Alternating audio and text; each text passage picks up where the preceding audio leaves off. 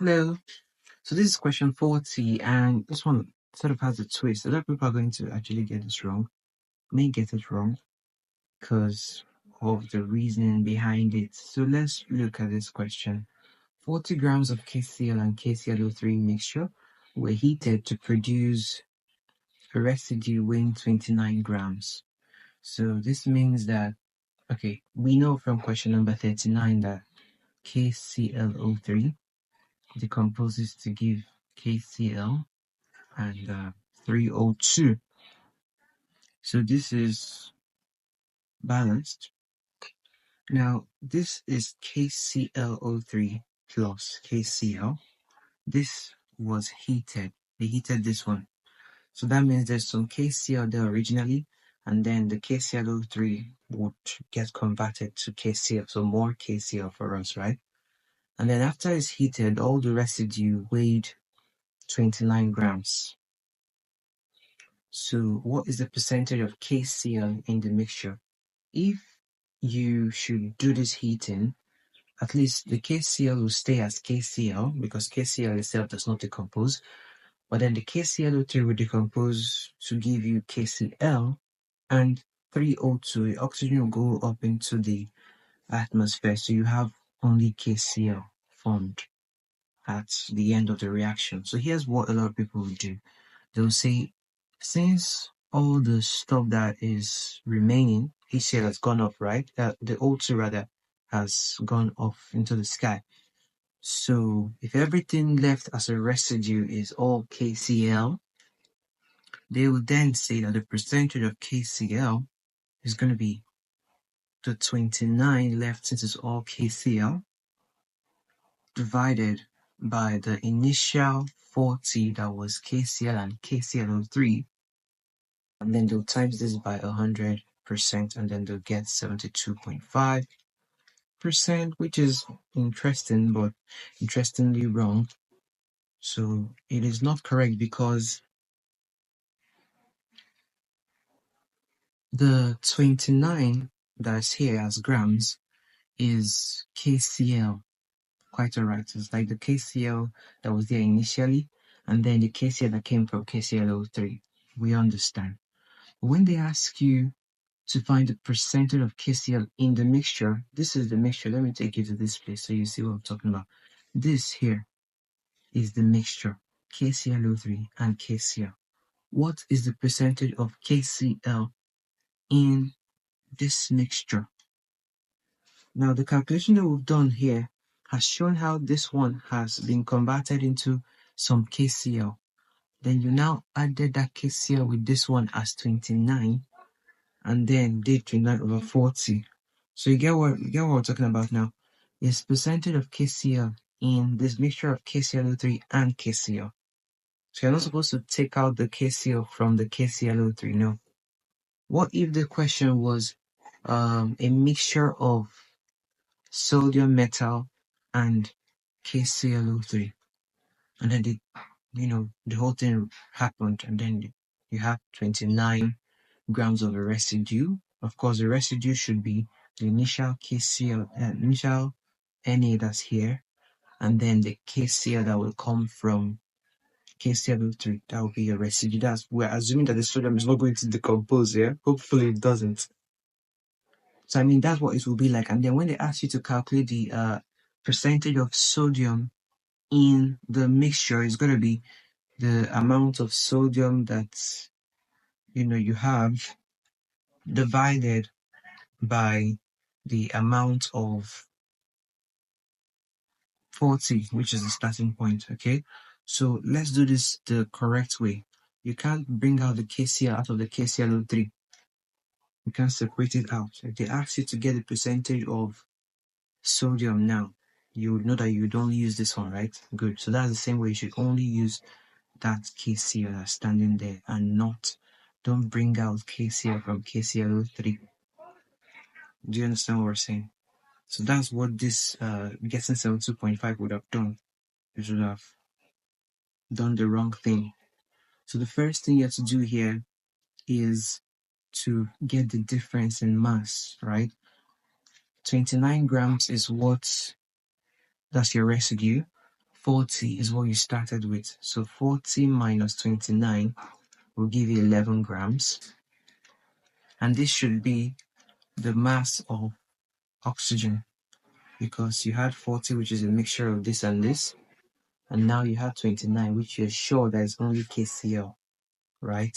So the O2 that's here, it means that if everything was 40 and now you have only KCl's as 29, you can tell that what went out was 11 grams of O2.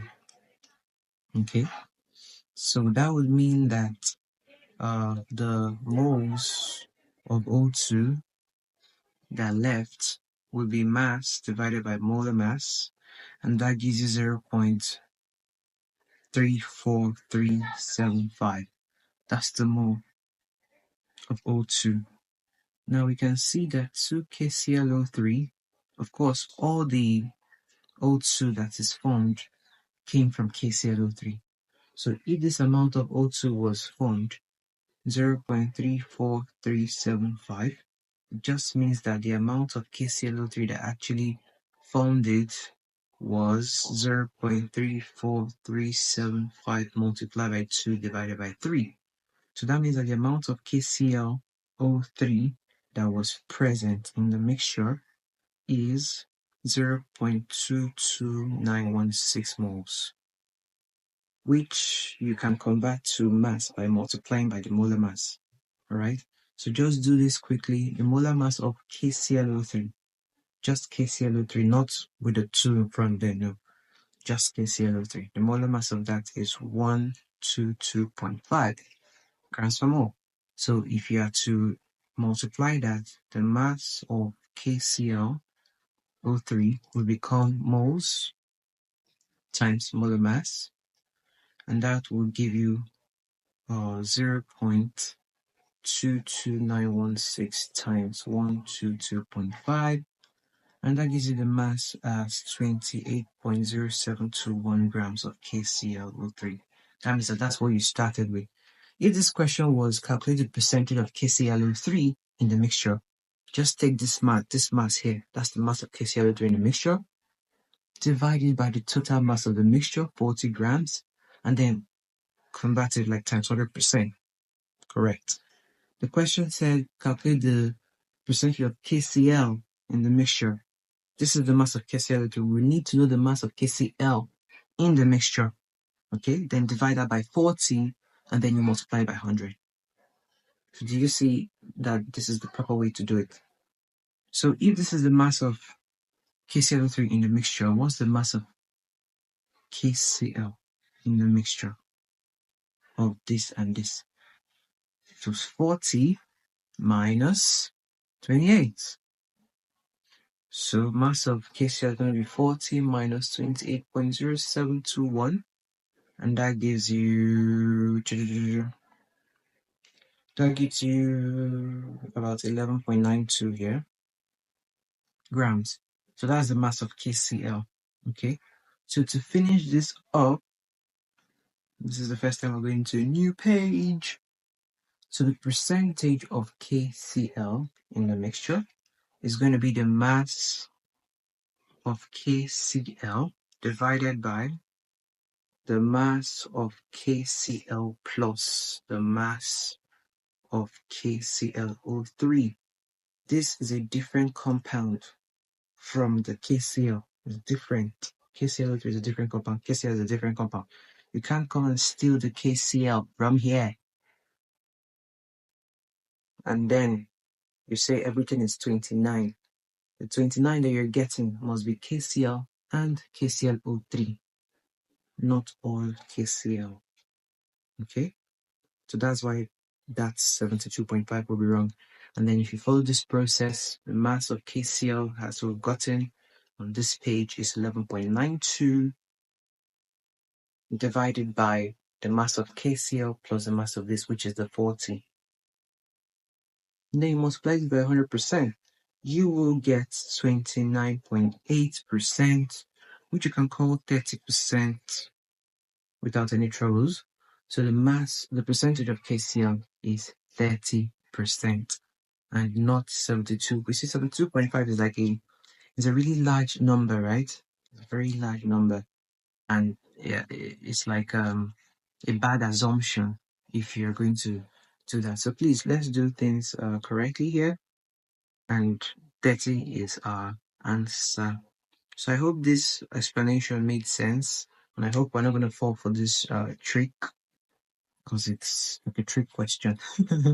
I mean, if you would just type this, take this question, like you type it online, you may not see exactly the same one, right? But you may see a question like this, and then you see how people solved it, so that you get to understand why we are stressing the things we're stressing. Once again, if you found this video helpful, you can give it a like. Follow this page if you're on Instagram, Facebook, or TikTok, Twitter, wherever you're seeing it. And then if you're seeing it on YouTube, you can click the subscribe button there. Subscribe to this page so you get, more videos like this.